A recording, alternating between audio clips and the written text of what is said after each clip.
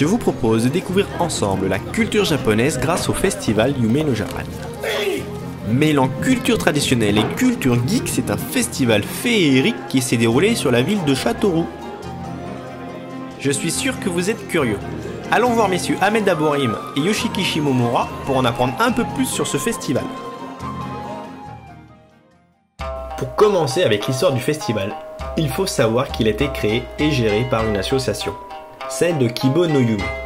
Encadrée par Ahmed et Yoshiki, l'association se développe, les jeunes passionnés par le Japon sont de plus en plus nombreux et le festival a pu prendre forme.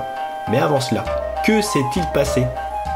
Avant Kibo no Yume, évidemment, il y a toute une histoire qui précède. Donc c'était une terrasse de café, on part là-dessus, sur la fameuse terrasse de café. Comment à partir de la bibliothèque, c'est le lieu de convergence des jeunes, mais c'est aussi le lieu de la rencontre avec Yo. Parce que les réflexions à l'époque, c'est est-ce qu'on peut s'autoriser, nous, bibliothèque, à rayonner comme un équipement culturel. La question était posée par l'ancienne conservatrice. Il était question d'exposer mes œuvres dans le cadre de cette exposition de l'estompe au manga.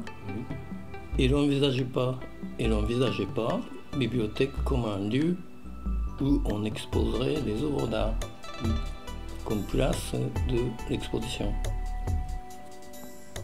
Alors pour la petite histoire, les jeunes qui ont participé à ces ateliers se sont nourris en fait de la rencontre avec Yo, de ses connaissances, de la calligraphie, du dessin, des techniques de dessin particulières, de l'enseignement de Yo, de la poésie, de l'écriture. À un moment donné, il y a une échéance, c'est-à-dire que de janvier à juin, on va travailler, mais en juin, il y a une présentation publique. Il a fallu revenir à présenter le projet de départ, d'exposer, de se présenter au public, de présenter les œuvres au public, de présenter le travail, etc. Et c'est dans cette émulation-là, c'est-à-dire que c'est à partir de ce moment-là, juin 2013, donc le 14 juin, que présentant leurs travaux suite à la présentation d'un élu qui est là, qui se déplace, donc c'est un vrai vernissage, il se passe quelque chose à la bibliothèque.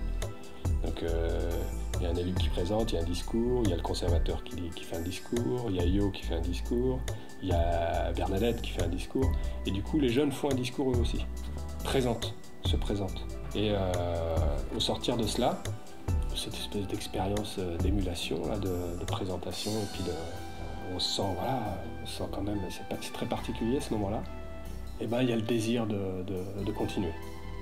De continuer quelque chose. Continuer avec une forme qui a pris la forme du Yume no Japan, mais on n'avait aucune idée en fait des proportions que ça allait prendre. Ouais. Ce qui a suivi, c'est des rencontres. C'est fantastique, un festival fondé sur la passion. Des jeunes, épaulés par des moins jeunes, créent ce festival pour partager leur passion et nous offrir un moment de détente. Nous allons donc commencer notre aventure avec la masterclass, un cours sur la bande dessinée tenu par un auteur-dessinateur de talent, Laurent Astier. Mais Laurent, pourquoi avoir choisi de devenir dessinateur ? Dessinateur, en fait, j'ai fait ça depuis toujours. Voilà. C'est juste que j'ai jamais arrêté de dessiner. En général, la plupart des enfants arrêtent à partir du CP, commencent un peu à arrêter le dessin. Et en fait, j'avais mon grand frère surtout qui dessinait, donc voilà. Et puis rapidement, en fait, on s'est mis à la bande dessinée. On faisait pas uniquement des dessins, en fait. Voilà. C'était vraiment raconter des histoires, donc on a créé des personnages qui nous servaient à raconter des histoires. Au départ, en fait, les premiers albums, c'était de l'anticipation, science-fiction. Et à partir du tout deuxième album, je suis mis à faire du polar, en fait. Voilà. Donc c'est un genre que j'ai pas encore quitté. Même si j'ai fait des choses un peu différentes, par exemple avec l'affaire des affaires, qui traite de l'affaire Clearstream, donc c'est Denis Robert qui raconte ses 10 années d'enquête, enfin ses 10 années d'emmerde plutôt, et encore c'est teinté de polar quoi, parce qu'il y a un côté enquête journalistique, et puis moi avec mon dessin noir et blanc, j'ai teinté un peu de polar quoi, voilà. Moi ce qui m'intéresse toujours, en général que je fasse des ateliers avec des jeunes ou avec des plus vieux, c'est vraiment de leur apprendre la narration, le découpage, en fait, ce qui est le cœur de mon métier, en fait, c'est vraiment raconter une histoire et comment on raconte par le biais de la bande dessinée avec ce médium-là, en fait. Donc c'est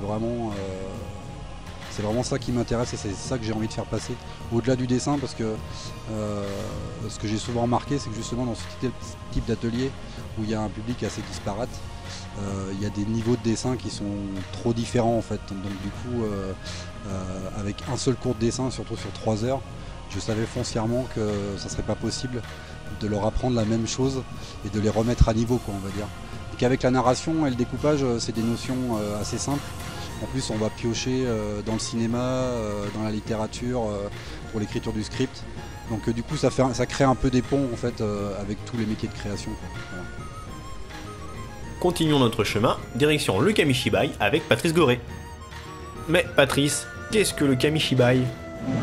Le Kamishibai, c'est un théâtre d'images. Donc, très simplement, c'est l'art de faire circuler des images dans un petit théâtre de bois et de raconter une histoire en même temps. Alors c'est un art qui nous vient du Japon, qui a été créé, on va dire, au XIIe siècle à son origine, qui a été oublié et qui a été remis au goût du jour à la fin du XIXe siècle. Est-ce que ça se rapproche du théâtre occidental? Ça dépend de l'histoire qu'on va mettre à l'intérieur. À savoir que les premiers Kamishibai qui ont été retrouvés, c'était des histoires de Jules Verne. Donc les Japonais avaient repris Jules Verne pour en faire des petites histoires. Donc est-ce que c'est japonais? Ça peut en faire. Le Kamishibai, c'est le partage de l'image et du texte. C'est-à-dire qu'avec très peu de matériel, on fait vivre tout un livre. On fait vivre par l'image qu'on fait glisser. On fait vivre par le texte qu'on raconte. On peut faire vivre aussi par la façon de narrer cette histoire. C'est plein d'éléments, c'est très vivant. Autre chose, c'est très pédagogique. Pour les enfants, ça permet de toucher énormément de matière. Le dessin, le texte, la narration, la manipulation du théâtre, c'est très complet. Quand on crée un Kamishibai, on veut faire partager un moment, une histoire. La passion, elle est personnelle. Après, on fait de cette passion quelque chose qu'on montre. On ne veut pas donner cette passion aux autres, on veut simplement partager quelque chose, leur faire passer une émotion, plus qu'une passion. Une petite halte au stand Star Wars avant de continuer.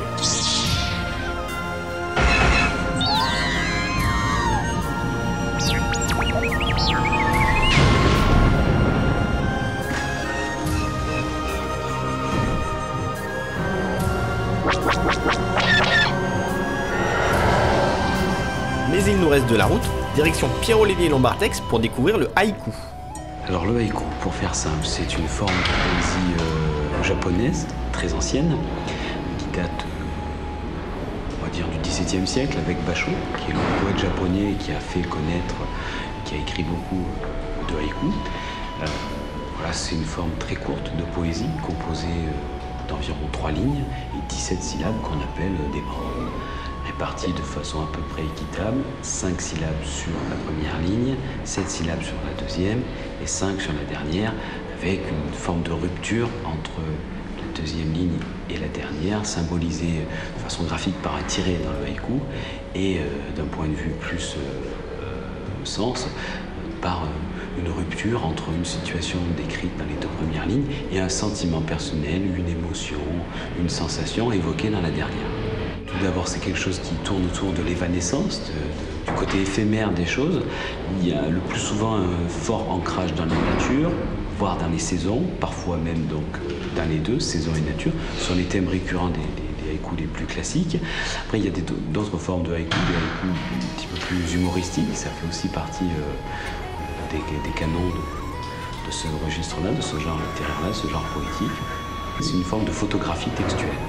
C'est-à-dire, en quelques mots, il faut immortaliser une vision et communiquer sur un sentiment, une émotion, une sensation ressentie. Et l'objectif, c'est de figer tout ça avec une économie de mots, c'est-à-dire en très très peu de mots, et de la communiquer, de la transmettre au lecteur. Et un haïku qui fonctionne, c'est un haïku que le lecteur comprend, qui qui va susciter chez lui la même émotion que celui qui l'a écrit, parfois il y a des siècles. Allez hop, direction la prochaine étape, Joël Raboteau nous attend pour un cours de calligraphie latine.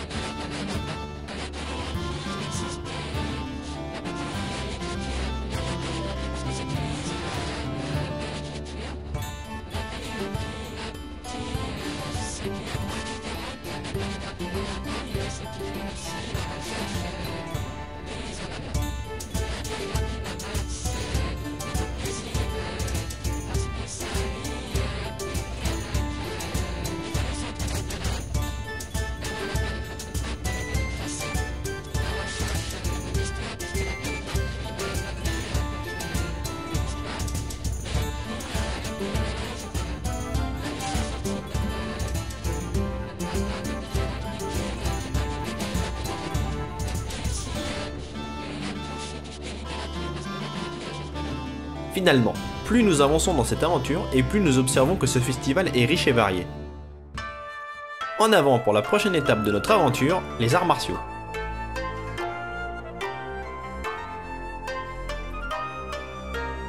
Messieurs Pascal Potier et Karim Boussabois vont nous expliquer leur vision de l'aïkido, un des nombreux sports présents au festival. Ce qui est intéressant en aïkido, c'est que, contrairement à ce qu'on croit, c'est pas une discipline qui se limite au travail à main nue. Je pense que vous l'avez peut-être vu lors de la démonstration qu'on a exécutée il y a quelques semaines.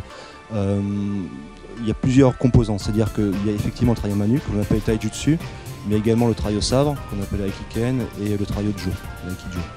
Donc il ne s'agit pas de trois disciplines distinctes, mais vraiment de trois composantes indissociables de l'aïkido, dans le sens où elles obéissent au même principe directeur.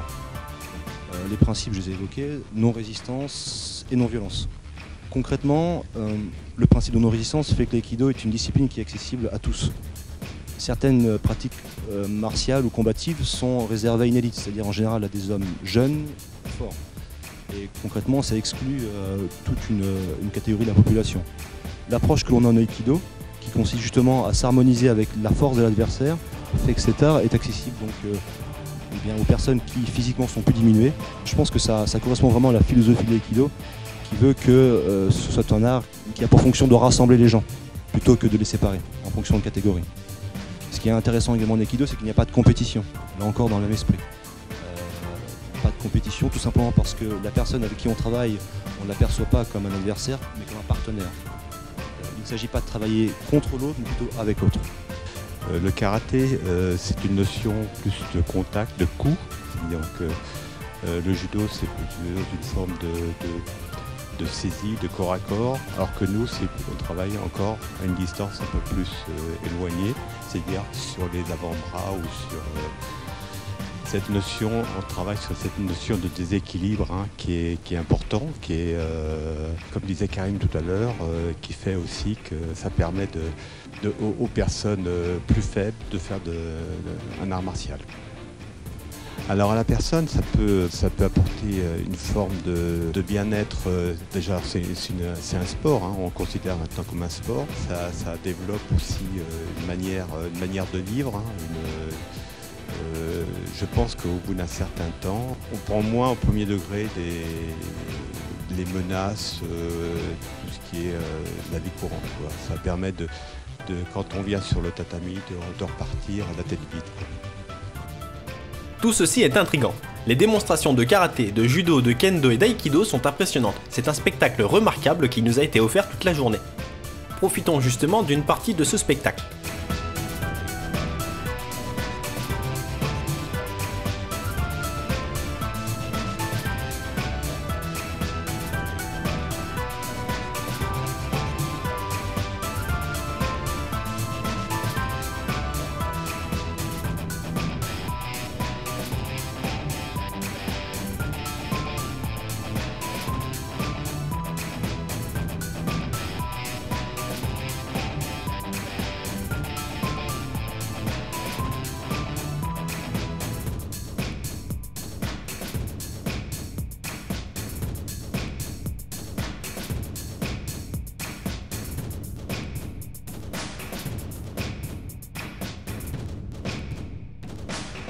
Mais il n'y a pas que la culture traditionnelle présente au festival, puisque la culture numérique est aussi à l'honneur, avec les jeux vidéo, le cinéma ou encore le cosplay. Par exemple, avec Micromania, nous avons pu jouer aux jeux vidéo sur le grand écran du Cinémovida de Châteauroux. Nous avons aussi pu revoir certains animés, comme Pompoko, Tatsumi ou encore le dernier Albator, au Cinémovida et au cinéma l'Apollo. Morgane Delage nous a aussi préparé une conférence très intéressante, intitulée Arrête de faire peur à ta mère, où il fait un retour sur la naissance du jeu vidéo et les grandes questions qu'il pose aujourd'hui à nos sociétés. Et bien sûr, n'oublions pas le fameux concours de cosplay, organisé par Julie Guire et Morgane Delage. Il y a eu nombre de participants et encore plus de spectateurs. Ce fut un sacré spectacle. En tout cas, tout le monde s'est bien amusé. Et grâce à Micromania, tous les participants ont gagné des lots. Mais au final, qui a gagné ce concours? Ah oui, c'est Eliatrop. Félicitations.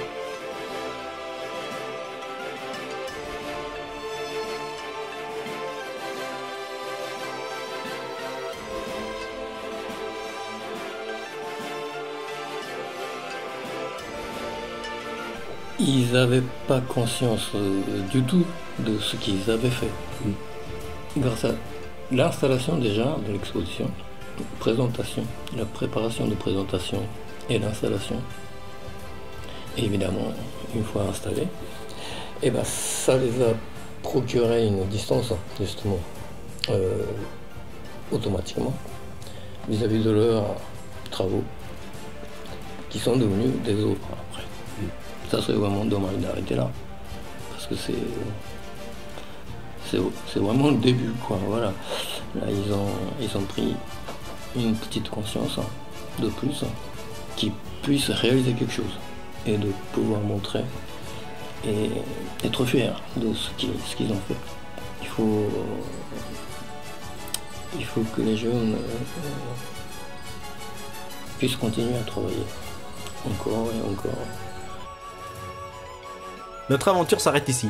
Je ne peux vous montrer tout ce que ce festival offrait, tant il était riche et complet. Mais je peux vous inviter à la prochaine édition, qui se déroulera en 2015. Sans oublier que l'association Kibo no Yume est active toute l'année et sera heureux de vous faire partager leur passion. Voilà, j'espère que ma présence à vos côtés vous aura aidé. Mais il est l'heure de partir pour une nouvelle aventure. Je vous laisse donc avec ces images du festival, et vous dis à bientôt.